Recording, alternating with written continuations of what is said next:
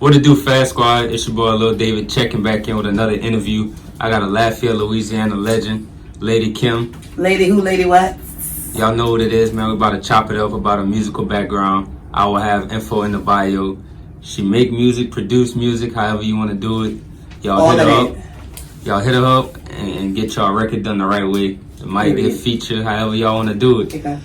But I appreciate you for having me for, you know what I'm saying, sitting down and talking about your musical background. That's what's up. That's what's up. Anytime. It's all good. It's all good. So, man, what you been doing this whole quarantine craziness thing?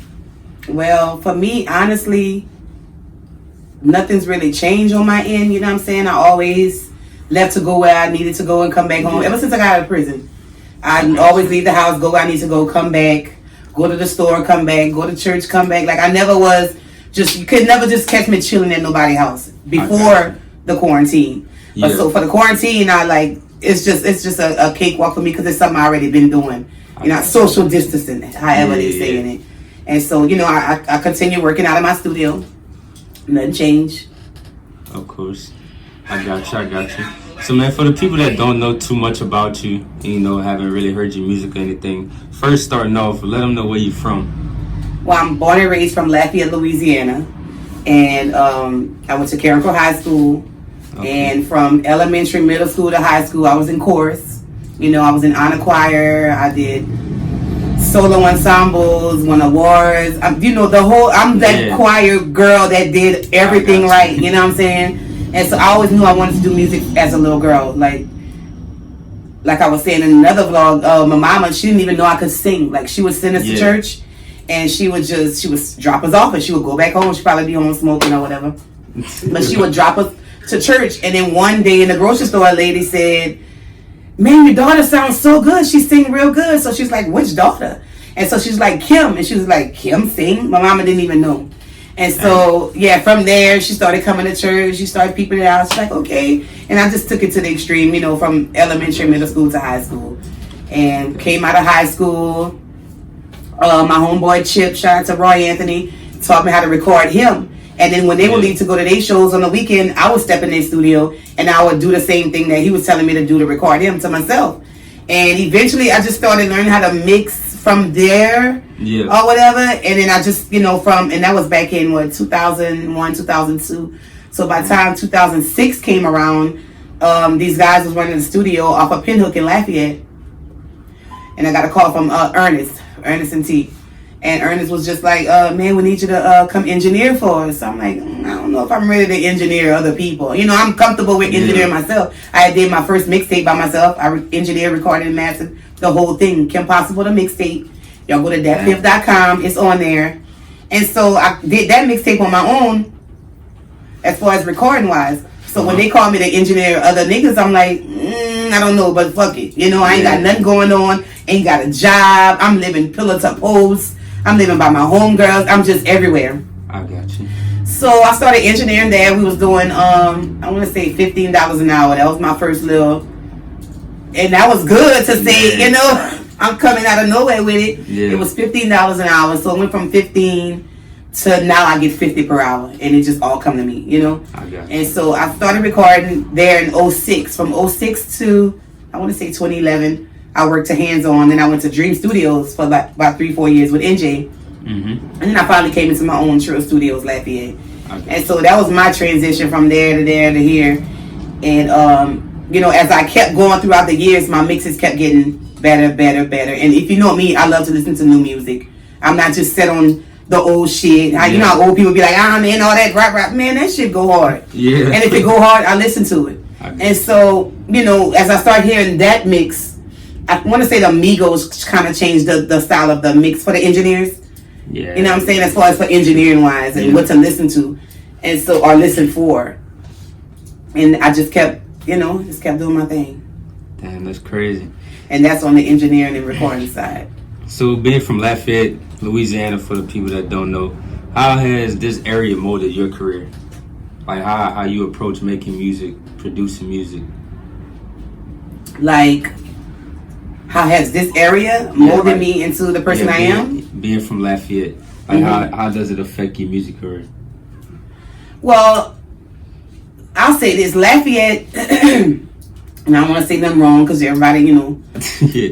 Lafayette, we don't have a specific sound. True. If that makes, it's like we're industry and Louisiana mixed all into one. Yeah. You know what I'm saying? Like, you can't really be like, oh, they from Lafayette. I mean, unless you Wochi, you know what I'm saying? How he got his dialogue and dialect going on with the ting and the shit. Like, you could pinpoint that he from this area by, but everybody don't rap like that. True. So you can't really say that we have a specific sound, but it has molded me, because I ain't gonna lie, Lafayette been supporting me since day one. Nobody hate, they had a few haters that I don't know about, but for the most part, Lafayette has supported me, and like pretty much anything I did, they supported it. You know what I'm saying? Like, and I try to do my best to put on for my city. That's what I do. And so anytime somebody asks me where I'm from and I'm somewhere else, I always make sure I mention, where I'm from. Because they'll be like, damn, Louisiana coming like that? Yeah, nigga, we coming like that. And so the area has molded me to be, I'm spoiled from my area, because I was the only female doing it for a long time. Well, not the only female, but you know what I mean, in that genre of things. My name always come up. So, I'm spoiled by this area because they always give me my props. They always make me feel like, like little sister or daughter or just whatever. Yeah. So it molded me to be real, humble. Everybody know my mistakes that I've made, pretty much, and nobody look at me different. Nobody talk to me different. Everybody know I went to prison for 11 months. Nobody came out acting a certain type of way. Like, it's, you got your certain people that talk under their breath, but they'll never say it in your face. Yeah, that's all I can say about it. Of course. So, in your opinion, for the people that haven't heard your music, how would you describe your music? Like, what type of genre you would label yourself in? What type of feeling you feel like somebody would get from listening to your music? More of a... They compare me more to Mary J. Blige, like the Mary J. Blige of Louisiana. No. And I'll take that because Mary, that's my bitch. I get that. And pretty much on the R&B, I can't really put it into one genre. Because it's from trap to R&B to gospel. We can go, to reggae sometimes. Like, I'm all over the place. But people mainly know me for singing. Yeah. When I signed to Trill Entertainment, they signed me to sing. I got you. And so the rap is just something I love to do. So some people be talking down on my rap. But, because it's like, man, you gotta sing. It's like either sing or rap. And it's like, why? Drake singing and rapping. True. I was singing and rapping before Beyonce started singing and rapping. And I got the mixtape to show, on datpiff.com. And so, and I was singing and rapping when, a nigga was telling me, man, you need to choose which one you're going to do. And I'm like, why I got to choose? Yeah. So, I don't know. My whole career has been, like, delayed behind people saying little things like that or just dropping little seeds like that. It just made me confused sometimes. Now I do whatever the fuck I want. Yeah. You know what I'm saying? When it comes to music. It's whatever I feel that day, that's what I'm going to do. I got you. And so, yeah. But that's crazy because the rap game now is all females that want to rap. That's right. So, and we gotta give it to. I gotta give it to Cardi for that because it was Nicki. Yeah. And then it was once Cardi came through the door, it just like the door just opened to a lot of other females that was already doing their thing. Yeah. True. Yeah. It was like that's what's up. Finally, we got our lane. Yeah. Exactly. So you mentioned being a part of Trill Fam. So give us an idea of what that was like being a part of that, especially in the era that you was a part of the group when they was climbing. Yeah. 06, 07, 08 is when I pulled in. I tapped in whenever I came about. They was playing somebody else. I forget whose song they was playing, but I was singing on the hook. And so it was just from what the story I was told. Okay, this is what the story I was told. I don't really know. Okay. And so they was playing a song with me on the hook, and so the CEOs was like, "Oh, he sound good, but who is she?" And so I want to say it was DJ Chill. He's like, "Oh, that's my homegirl, Lady Kim. She from Lafayette. She DJ." And so, that might not even be the story, but this is what the story that I know in my head. It might be all the way the fuck wrong. And so they was just like, "Yeah, okay, well, holla at her, get at her." So they got at me. And I sung a few things that I had, already from my first mixtape, or a few songs. And so they was like, cool. Well, we want you to come out here and work with our female artists that they had at the time. Yeah. And so I'm like, all right, cool. I'm going to come out there. I'm going to write. And, they gonna pay me the right. I was getting paid. I was getting the bag. So I got in my Mustang and I shot out to Baton Rouge. And so I wrote a couple of songs and she recorded it. I think what I was writing was too much maybe at the time that was going on, because this is like when auto-tune hit and songs was simple. Yeah, and to me, I felt like I was writing simple, but I don't know. Well, that ended up being from me writing for her to them like, well, what's up with you? What you got? Like, what you trying to do? And so I was like, I don't know what y'all want me to do. Like, what's good? So they wanted me to sign. So they contact Dobie, contact Chill. They was like, man, we trying to sign her. They even got Dobie wife Stacy to call in. And she was just like, girl, it's a good thing for you. And, a lot of my people were supportive. Shout out to Cupid, though, because Cupid was, even though everybody was telling me this and that, Cupid was the only person from the area that has been signed. Period. So he knew what the game was. That's the only person that I wanted to talk to and, would have confirmed what I was feeling. So he was just telling me, Kim, it's not about signing for $1 million no more. Nobody doing that right now. It's about getting your foot in the door. It's about stamping yourself to a company. It's about, he was just like, just go for it, no matter what it is they're offering. And so, because pretty much at this point, who else was offering me anything? Yeah. Nobody. Nobody was gunning for me. Nobody was like, come on, let me take you. Nobody has ever put money behind me. Let's take those facts. Nobody ever was like, Kim, I see you, my girl. Let me put a bag behind you. Like, I've never gotten that. Ever. Yeah. So everything I did with my music career has been on my own, as far as from then to now. Damn. So how was it working with like Boosie and Webby at that time? Lil Fat, with Lil Trill. What was it like working with them artists? And to like what you see them doing now? And speaking of that, they kind of like beefing with each other. It's sad. Hurting the culture, man. Yeah, man. They brothers. First of all, because the media and people go try to flip everything with Boots and Webby, but brothers fight. True. Brothers do what brothers do, and they get back together. That's one bond that y'all could try to tap in and destroy, but it's a brother thing going on. That's what I could say, because I ain't never seen this type of shit coming. They made as far as with them. Yeah, but back in the Gap, I would see Lil Trill and Lil Fat record. We would all record at the same studio in Baton Rouge, Trill Studios. And, they would be on their grind, hustling, little niggas with money. So you already know how they come and dress, the money, the jewelry, the good weed. You know what I'm saying? Fat always throw me a bag of weed. Every time he damn near came to Lafayette, he would see me. He was in the club at an early age, too, Lil Fat. He was in the club at an early age. And he was grown before his time. But when he would see me, he would be like, oh, shit, she there. I got you. Pass me the blunt or a bag, whichever one. Yeah. And so it was sad when he died or whatever. Like, I felt that one because I knew them. I had been knowing them for a few years and knew them. Phone number, text, stuff like that. Not just like, oh, I see him at the we all affiliated. Like, knew them, And so even when I went to Atlanta for a while and recorded with them, he would be there with his boys, and they would just be, they eat, sleep, shit music, but the hustler in them, it just always was there. They from Baton Rouge, the fuck. Yeah, for real. And so, it was sad when he did pass, and we felt it, the world felt it. I felt, Louisiana definitely felt it. Yeah, of course. You know what I'm saying? It shocked me how much everybody, because, they had grown niggas rocking the Fat music. My cousin's grown as fuck. I mean, his music was Bible to them. And so, it was just a sad moment. Like, for the situation, for Trill, for his daddy, like, just everybody that was involved with it, even from Boosie and Webby, Of course. So who are some other popular artists that you work with that people may know about? From this area, man, bruh. Of course, I didn't work with Vicious. Of course, I didn't work with Mr. Kane, Fox, Level. And some of them songs y'all probably don't even know that's me. Because you could either they put featuring Lady Kim or Kim McCoy. But it's the same person. Yeah. And so, man, bruh. That's some Louisiana legends, you should say. Yeah, definitely. Who else? I recorded Lil Snoop before. Damn, I recorded Lil Kiki before. Okay.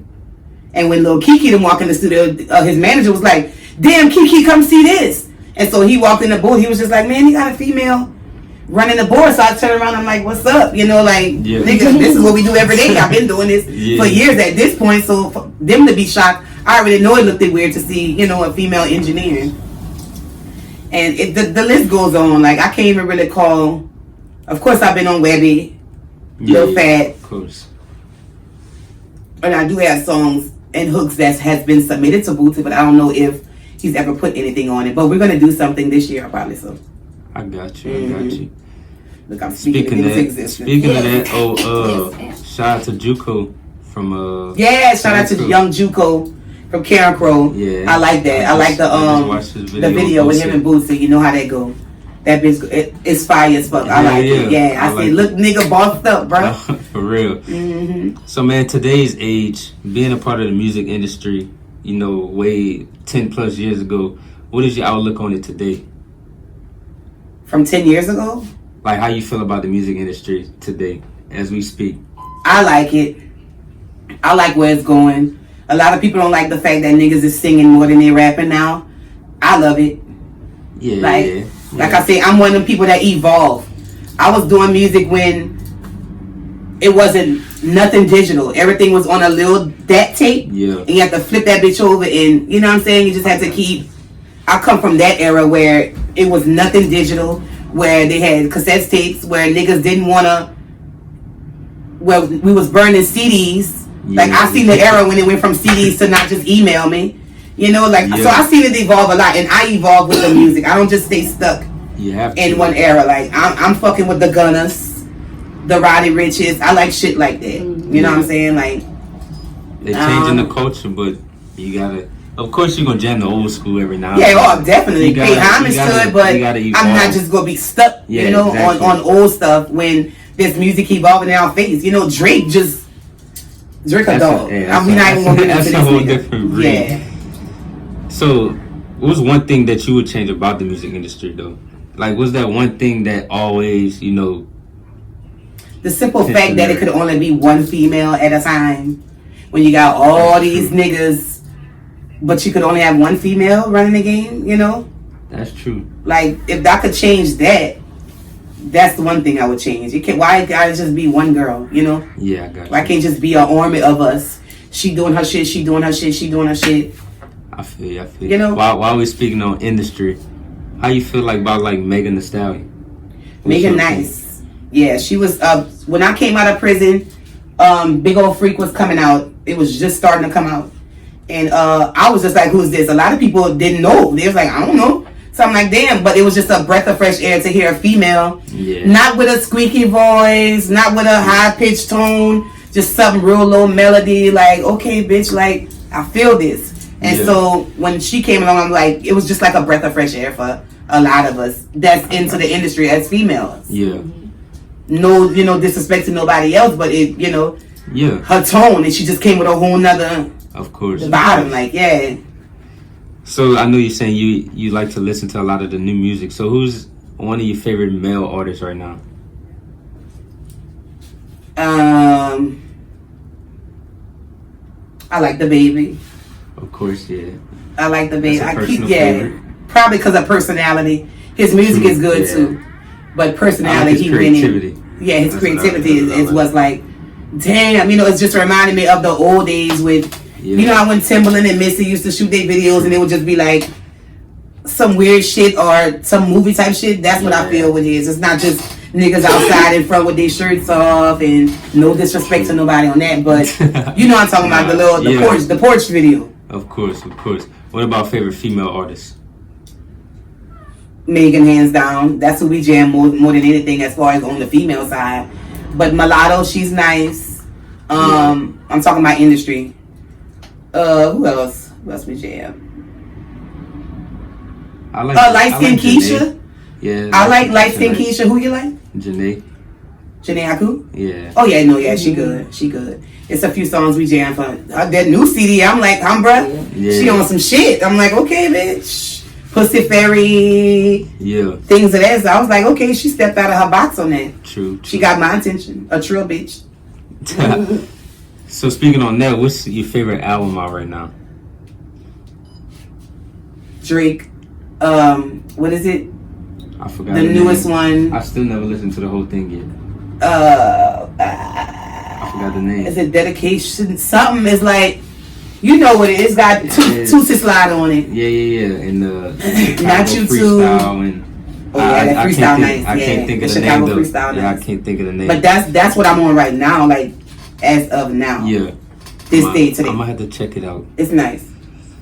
So I know you said earlier in the interview, you said that you went away for 11 months. So like, when you came home, did that change like your perspective of pushing out your music or doing your music, or like who you hang around, who you be with, who you produce? Did that change your perspective? Very much so. Very much so. I was in there for 11 months. 11 months is a long time to think about your whole life. That everything you have done up until that moment of where you at in there. You have 11 months is a long time to ponder on all that. So by the time I done pondered on that, pondered on life, this and that, and I came out, well, before I came out, I was like, you know what? I'm going to just become the very best version of myself that I can become. And anybody who not in that lane or not on that path with me, I'm sorry, I can't fuck with you like that. I just can't.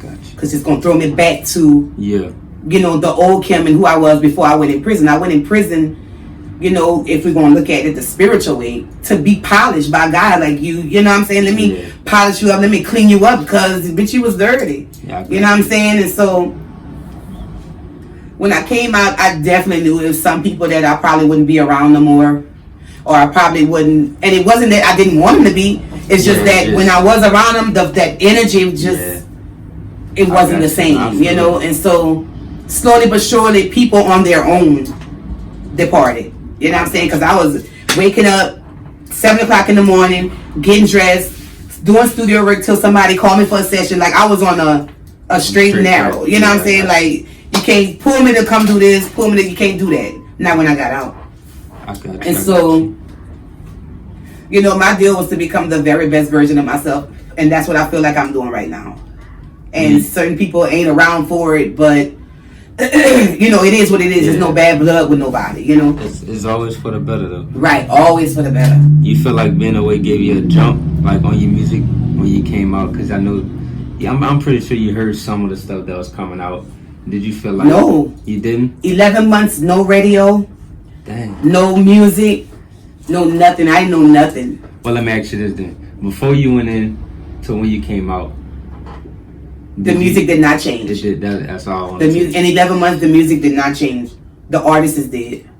Okay, I got the artist is dead. Like, when I went in, from my understanding, 6ix9ine was just coming out. And when I got out, 6ix9ine was in jail. So I missed his whole little, you know what I'm saying? I missed his whole little internet deal or whatever he was fucking doing on the internet. That dude. Right. So, how you feel about 6ix9ine? I don't know his story because I know real niggas, it's like, fuck that snitch. But then I know real niggas that's like, man, I ain't letting nobody play with my family or try to kidnap my mama. So it's like, I don't know. I just wasn't here for his ordeal. I can't really speak on it. I just know I didn't snitch. That's why I did 11 months. So I ain't told on nobody.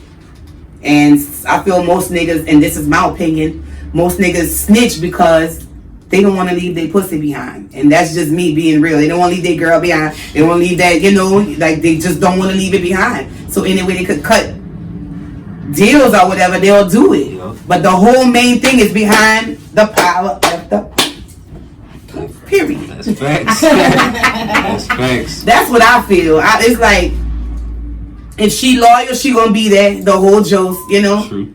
And that's just what it is. Like, if you in your head thinking about another nigga messing with your chick while you in there, then you ain't got your chick, I don't even know what the fuck I'm saying, but you know what I'm saying. Nah, they gonna understand. Right. So through it all, what's one of your biggest inspirations? What's one of my biggest inspirations? Yeah. Maybe my mama. Is that something? Nah, yeah. My mama. Inspiration. Yeah, because see, my mama was this person, and now that I'm older, I can understand that she was just trying to make me get a bag first, but that's not how she had put it. All right, rest in peace to my mama. I miss my mama so much, bro. Shout out to Betty Jane Living, the real Trill McCoy, and shout out to my sisters too, Leah McCoy, Gina McCoy, Christina McCoy, and all my nieces and nephews. And my doggy Fifi. I gotta shout everybody out. And so, my mama, she was the type of person like, whenever I graduated high school, she was just like, here's your application for college. Fill it out.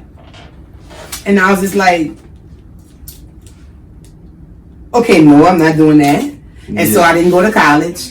And then she was just like, well, go to community school, community college, and, you know, become a nursing assistant or sit with a patient. Or she was just anything but music. It was like, no, you know. And I'm like, no, I know what I want to do. I want to, you know, just telling her what I wanted to do. But what I wanted to do and the work I was putting in wasn't lining up. So it would be hard for somebody to believe in you or whatever. True. You know what I'm saying? It was just hard to make somebody believe when I'm not putting 100% in what I could do as far as, you know, whatever. Even if I was just singing on MySpace, I wasn't doing stuff like that. Yeah. Something small like that. And so finally, what was it? I think it was when I signed with Trill Entertainment, she was just like, okay, this is what this bitch is doing. And then I became a DJ on the radio on Q95 for about 3 years. And she was just like, oh, damn, okay, this is what she was saying. It got to be music. It might not be one thing in music. It might be all kind of other things in music. Nah, engineering. She knew about that too. And when I started engineering, that's when my mama gave me all respect. She was just like, the bitch gonna do whatever she do, long as it got something to do with music. And she can make money from it. And she respected my mind. You could tell the shift in our relationship. She was just like, nah, that's what she do. You know what I'm saying? Gotcha. So that's my biggest inspiration, my mother. I got you. So man, what do you feel is a hidden talent that you have that most people might not even think you might be capable of? I do hair. And motherfuckers don't know I do hair.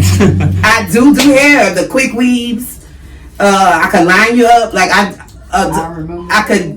I did this right here. You know what I'm saying? I ain't did the whole unit. Shout out to VJ Boyles on Instagram. But I can do hair. Nobody really know that. Damn, they gonna know now. My family do, but if I pull up some pictures from back in the gap, that was wigs I was making. Damn. Yeah, I just don't know how to do my makeup to perfection yet. And that's one of the things I want to perfect, my makeup. So I ain't got to really, I just call somebody when it's something really big, but small little things, I want to do it on my own. Yeah, I got you. So what's the average day for you? Well, yeah, I ain't gonna say since quarantine, because you said you kind of stayed on the same path. Yeah, so, nothing really never changed for me, thank God. What's normally an average day for you? An average day for me consists of waking up at the ass crack of dawn. I don't know why I do it. Since I've been out, that's what I do. It'd be like 7 o'clock, sometimes 6:30. So I'll get up, I'll start to clean, I'll start to cook, and look, for nobody, it's just for me. You know what I'm saying? I'm a single person in a single household, and it's like I get up and I just clean, and I'll be cooking something by 11 for the day. And, you know, I'll look at my Instagram or check my studio phone, and if I got sessions or people who want to schedule sessions, I just line them up, and then they'll come. Boom, we'll be in here recording all day. By the time the night, I'll shut down everything. Probably might, you know, munch on something, because I don't really like to eat heavy at night or whatever. Yeah.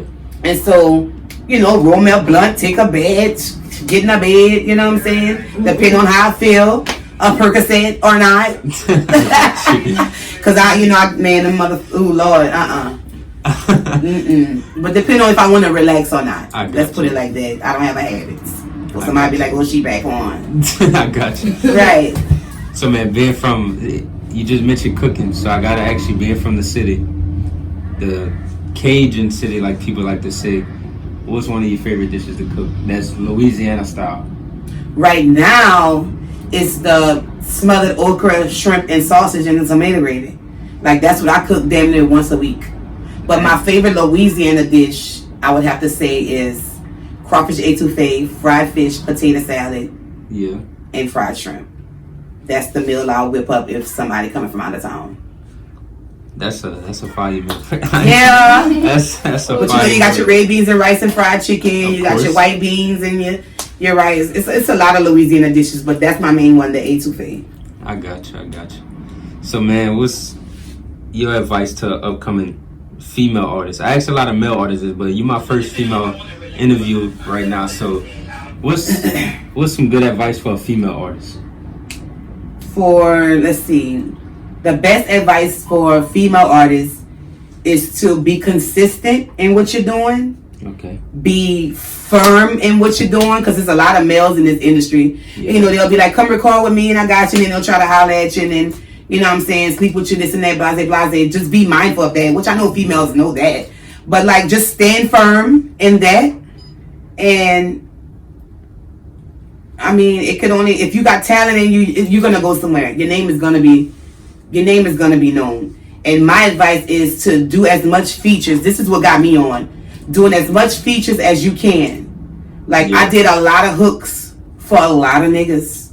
And my name had spread. I've been getting paid from my hooks since the first hook. My first hook, I made $50. And I was still in high school, catching the city bus to the studio.